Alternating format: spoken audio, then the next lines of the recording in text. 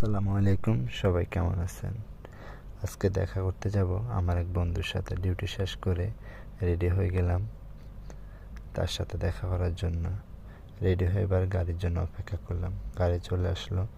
এরপর গাড়ি দিয়ে তার বাসার সামনে এসে তাকে ফোন দিলাম।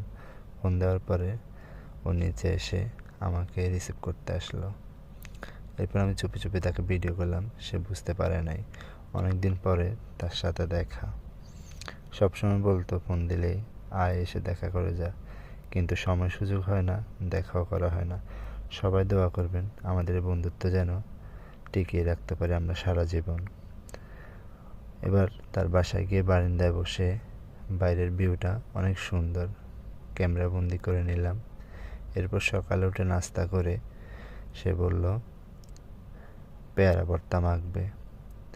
তো আমি বললাম ঠিক আছে মাখ। দেশ থেকে আনা তার মায়ের হাতের আমের আচার, বড়ের আচার দিয়ে সুন্দরভাবে পেয়ারা ভর্তা মাখলাম। দুই বন্ধু মিলে খেলাম, অনেক মজা হলো। আজকের ভিডিওটা এ পর্যন্ত। সবাই ভালো থাকবেন, সুস্থ থাকবেন। আসসালামু আলাইকুম।